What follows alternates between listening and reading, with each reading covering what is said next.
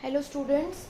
So let us talk about haloalkanes and haloarenes. We have started the chapter and we have studied about the nomenclature, its classification, different types of physical property. Some of the properties was remaining, so let us talk about that. Okay. So firstly, एक question आता है कि why the boiling point of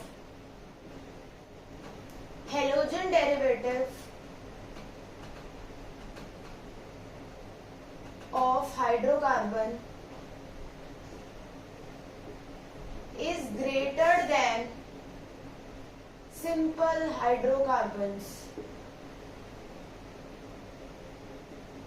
of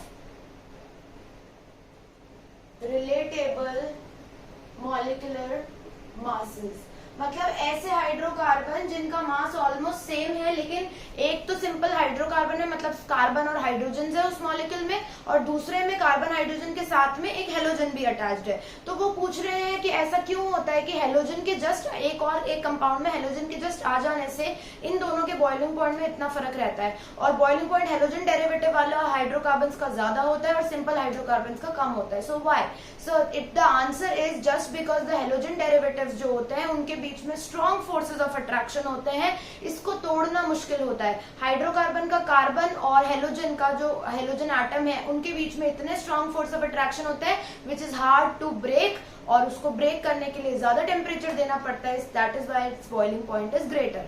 okay, so you can write it down because of the strong force of attraction between the halogen derivative halogen and the carbon atom of hydrocarbon. That is why boiling point it requires more effort and greater temperature. That is why the boiling point of halogen derivatives of hydrocarbon is greater. Okay, next हम बात करते हैं इनकी solubility के बारे में.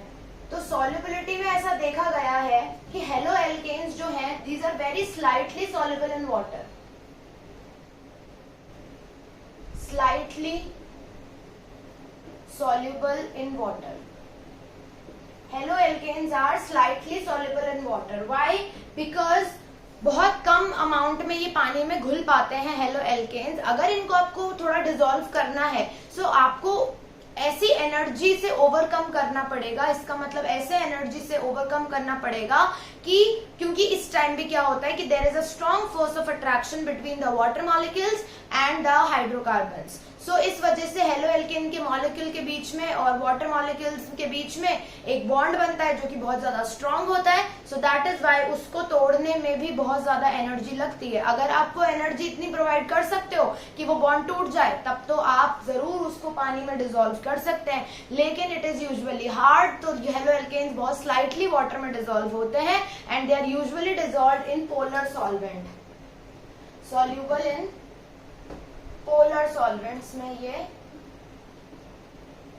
Dissolve हो जाते हैं, जैसे कि बेंजीन एक पोलर सॉल्वेंट है, इसमें ये डिसॉल्व हो जाएगा. So this is about the solubility. Let us talk about the chemical properties of haloalkanes and haloarenes.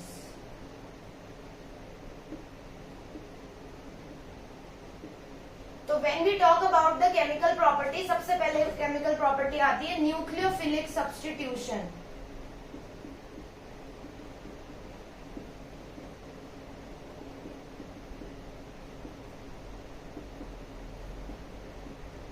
Nucleophilic substitution reaction, इसका क्या मतलब होता है?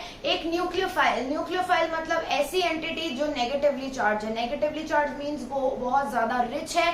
It has a tendency to donate electron और to help someone for the electrons. Okay, तो nucleophile क्या करेगा? अपने इलेक्ट्रॉन डोनेट कर देगा. किसको?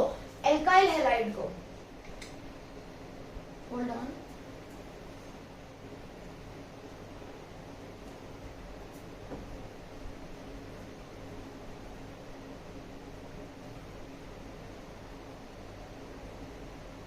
तो व्हाट न्यूक्लियोफाइल विल डू? ये एक एल्काइल हैलाइड है Rx, इसके ऊपर R जो है उसके ऊपर पॉजिटिव चार्ज, हेलोजन के ऊपर ऑब्वियसली नेगेटिव चार्ज. न्यूक्लियोफाइल आएगा और इस पे अटैक करेगा. तो न्यूक्लियोफाइल कौन सा एंटिटी पे अटैक करेगा? ऑब्वियसली ऑपोजिट वाली पे. माइनस है तो प्लस पे अटैक करेगा क्योंकि प्लस वाला पुअर है, तो ये रिच वाला उसको इलेक्ट्रॉन्स देगा. तो आपके पास मिल जाएगा RNU प्लस X अलग निकल के चला जाएगा. This is nucleophilic substitution reaction. अगर आपका एल्काइल ग्रुप लेट सपोज मैं एग्जांपल ले लूं CH3CH2Cl है, कोई न्यूक्लियोफाइल आया OH माइनस, इसके पास कैपेसिटी है कि ये इलेक्ट्रॉन डोनेट कर देगा एल्काइल ग्रुप को। एल्काइल ग्रुप ये रहा, ठीक है। होगा क्या, इसके साथ अटैच हो जाएगा CH3 CH2 OH plus Cl minus अलग निकल कर चला जाएगा। This is your nucleophilic substitution reaction. In this way it happens. अब इसका मैकेनिज्म अगर हम देखें कि ये क्या मैकेनिज्म फॉलो करता है, तो देखो जैसे लेट सपोज ये हम CH3Cl का मैकेनिज्म देखते हैं। CH3Cl को हम रिएक्ट कराते हैं एक पर्टिकुलर न्यूक्लियोफाइल के साथ में, and let us see the reaction. Simply तो ये कैसे रिएक्ट होगा, it will be reacting as CH3Nu plus Cl minus बाहर निकल के चला जाएगा, राइट। यूजुअली मैकेनिज्म कैसा रहेगा, लेकिन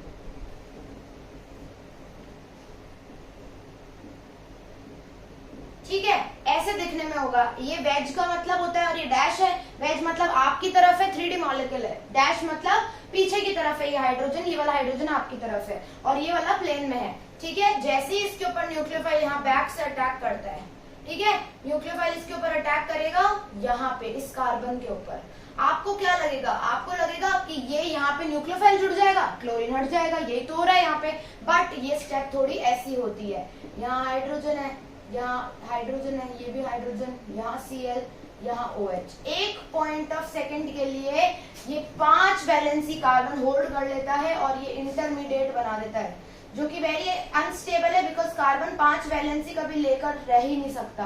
फटाफट से with in fraction of second ये अपनी लूज करेगा, ठीक है, क्योंकि इंटरमीडिएट बिल्कुल स्टेबल नहीं होता, बहुत ज्यादा हाई एनर्जी होती है। तो ये स्टेबल होने की कोशिश करेगा, इन स्टेबल होने की कोशिश में it will form a compound. उस टाइम एक पॉइंट ऐसा होगा जब क्लोरीन भी इससे जुड़ा होगा और OH भी इससे जुड़ा होगा। ये बॉन्ड हम ऐसा बनाते हैं, डॉटेड बनाते हैं। डॉटेड का मतलब अभी जुड़ा नहीं है, जुड़ने की कंडीशन में है। ये भी हम डॉटेड बनाते हैं, मतलब ये जुड़ा हुआ था लेकिन अब ये अलग होने की कंडीशन में है। अब क्या होगा, नेक्स्ट स्टेप में क्लोरीन सही में निकल जाएगा और OH आके जुड़ जाएगा इस पे, लेकिन OH जुड़ेगा ऑपोजिट साइड। क्लोरीन इधर की तरफ जुड़ा था तो प्रोडक्ट में आके OH इधर जुड़ेगा। इसको बोलते हैं SN2 मैकेनिज्म।